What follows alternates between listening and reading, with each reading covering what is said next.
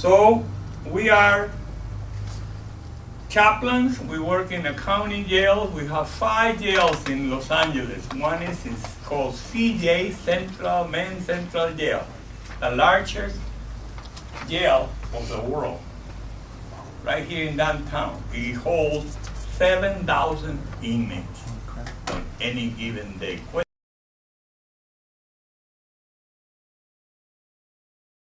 Because they're not in control. The alcohol or the drugs are in control. Of course, we, the person that is suffering from that, is the last person that knows that. We always say, we in control, I know how to do this, I'm just having a good time.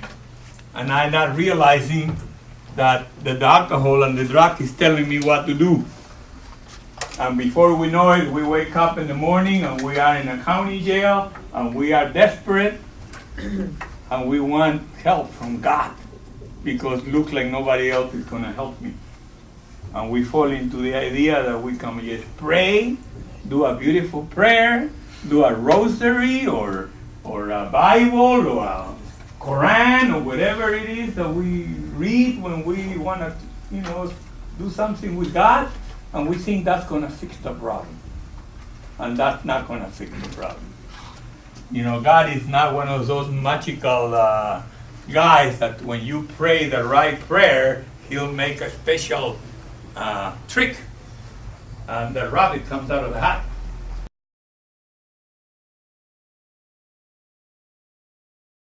Right across, they built 2 beautiful towers, and it's called Twin Towers. There's another 2 modern jails, and that's another 3,000 people in there. Then we have a jail in Linwood, and then we have 4 jails where we work. The bottom line is a lot of people in jail.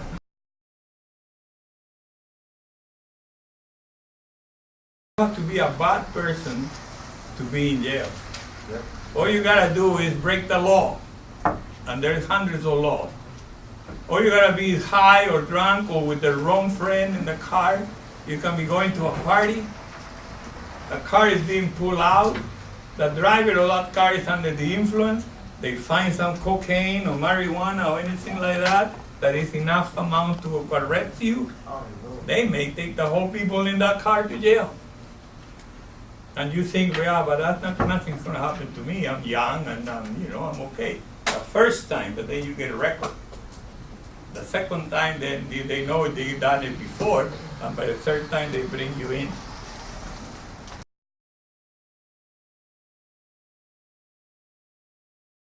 But the jail is a place where, technically speaking, you are there while your case is pending in court. So while you're fighting your case, the system keeps you in a jail. But once you receive your sentence, either the judge will say you have 1 year county time, or they give you 1 year and you gotta go to a state facility.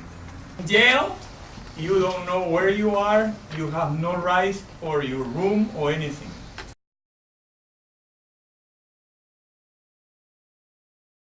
In prison, some guys, for example, receive their sentence and they know they're gonna be transferred to a jail, to a prison. They can't wait to go there because they're gonna go there, they're gonna be placed in a facility, and they're gonna be given a room, maybe with another person. But that's their permanent address, and they may take 3-4 years before they transfer them. Now that has a lot to do with family visit, people that can write to you, and you get to know everybody around you, so you get to know who is the good guy, who are the bad guys, what are the rules. In a jail, you can be arrested today, and they put you, after going through hell, in the reception center, where they mix everybody up. They may send you to the men's central jail, and a week later, you may be in Linwood. And a week later, you can be in the Peaches Detention Center where I am. They just move you around. And they move you because they don't want you to get to come to.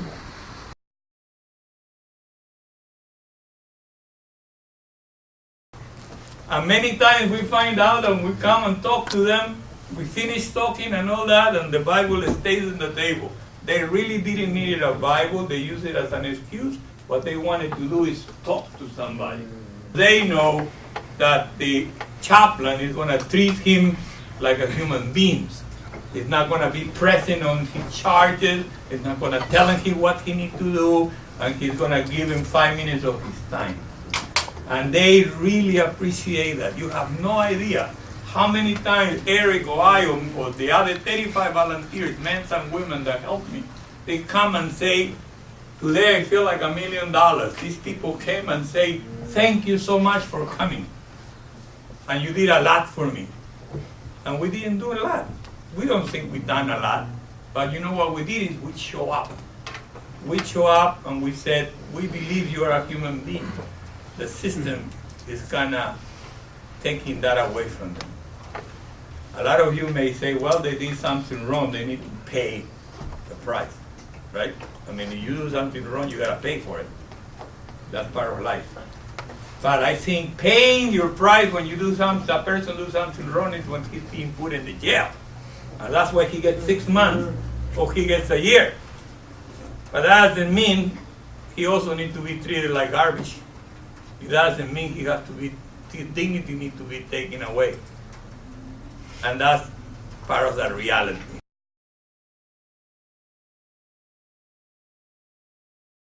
I'm not doing good school.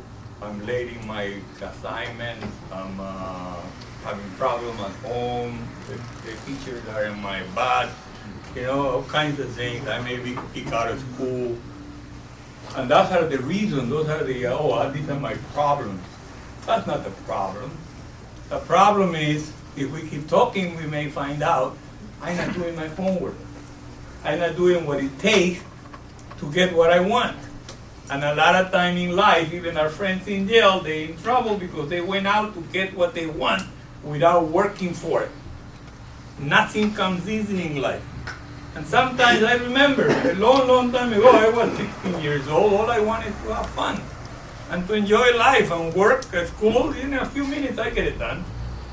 But that's how we start getting behind. First, little by little, and then before you know it, it's so far behind that we maybe just want to give up and say, I can't do it anymore.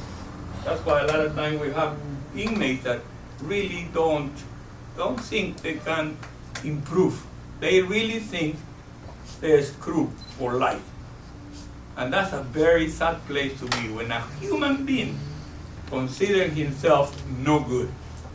And it's even worse when people like you and your parents and my parents and Eric's parents, we think they're no good and we need to lock them out.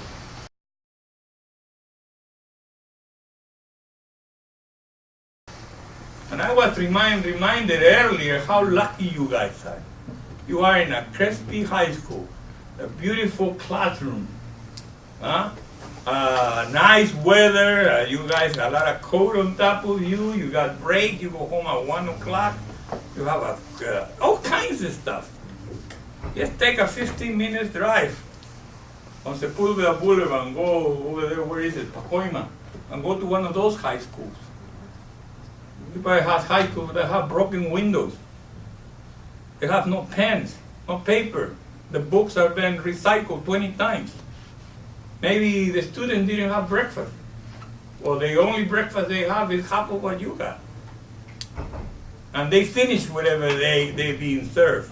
Not like some of us that we are picky and we only take a little bit. Oh, I don't like this today. There's a lot of people around our own neighborhood that don't have anything or have very little. I think we should, in a good way, look at ourselves and say, what do we have today? And what can I do with what I have? That's what the message we're trying to bring to the inmates and to ourselves.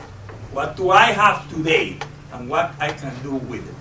It's not about, oh, if I had that, I would be happy. Or if my dad and my mom would treat me better, I would be different. It's what can I work with what I have today.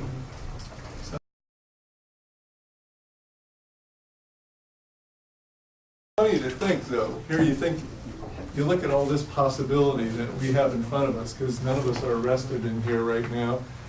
We're looking forward probably to graduating from high school, probably going to college. probably gain employment somewhere.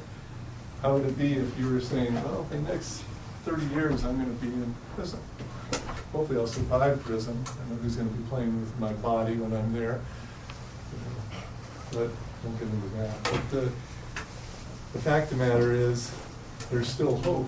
And what does it start with? It starts with the fact that it's an incredible gift that we've been given here. The fact that we're alive, that we can even look here and look at a tree.